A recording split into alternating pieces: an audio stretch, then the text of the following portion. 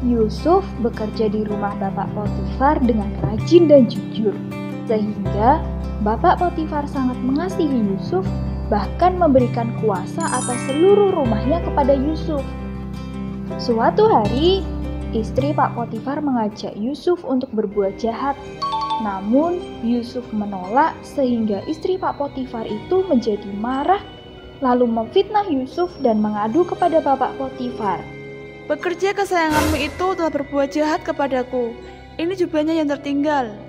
Bapak Potifar pun marah kepada Yusuf. Apa yang telah kau perbuat kepada istriku? Aku sangat marah. Kamu harus dimasukkan ke dalam penjara sekarang juga. Tapi aku tidak melakukan apa-apa. Pengawal, bawa dia ke penjara. Yusuf pun dimasukkan ke dalam penjara. Namun, di dalam penjara, Tuhan Allah tetap menyertai Yusuf, sehingga Yusuf menjadi kesayangan dari kepala penjara.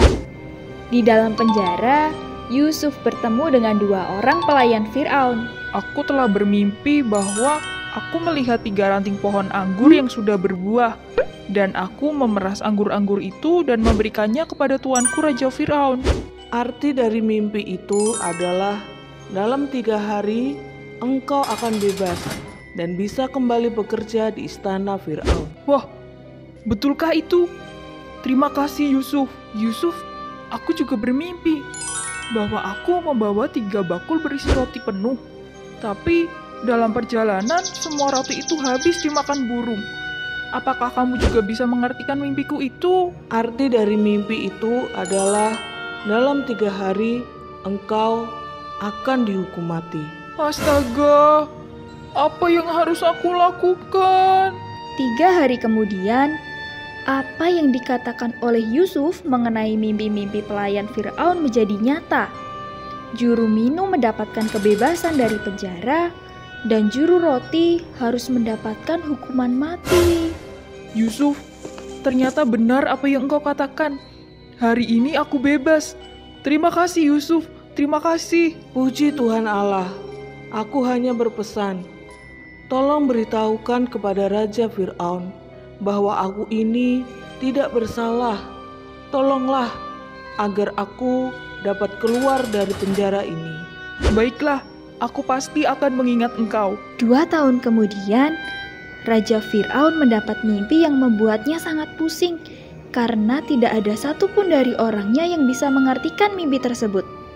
Lalu, juru minum, pelayan Firaun itu kembali ingat terhadap Yusuf yang bisa mengartikan mimpinya dahulu sewaktu ia masih di penjara. Tuanku Raja, sewaktu hambamu ini di penjara, hamba bertemu dengan seorang muda Ibrani yang bernama Yusuf. Dia bisa mengartikan mimpi hamba itu, dan terjadilah apa yang dikatakan olehnya itu. Mungkin dia juga bisa mengartikan mimpi dari Tuanku Raja. Baiklah, bawa Yusuf kepadaku. Kemudian, Yusuf pun dibawa untuk menghadap kepada Raja Firaun. Aku telah bermimpi, dan tidak ada seorang pun yang dapat mengartikan mimpiku itu. Bukan aku yang akan mengartikan mimpi tuanku, namun Allah yang akan memberitahukannya kepada tuanku Firaun. Dalam mimpiku itu, aku berdiri di tepi sungai Nil.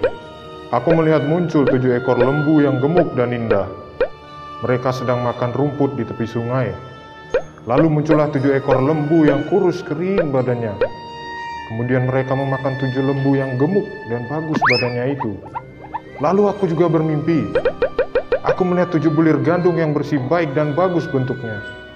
Kemudian muncul 7 bulir gandum yang kurus, kering dan memakan 7 bulir gandum yang baik tadi. Tidak ada satupun yang bisa mengertikan mimpiku itu.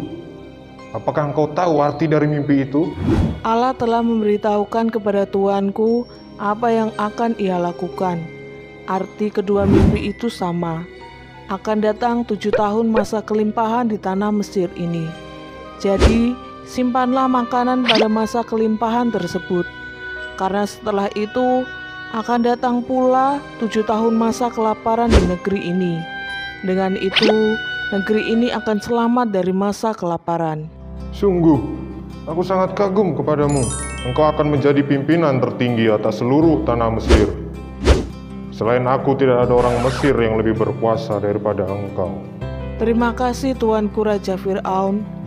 Tuhan Allah yang akan menyertai hamba-Mu ini dalam menjalankan tugas dari Tuanku Raja Fir'aun.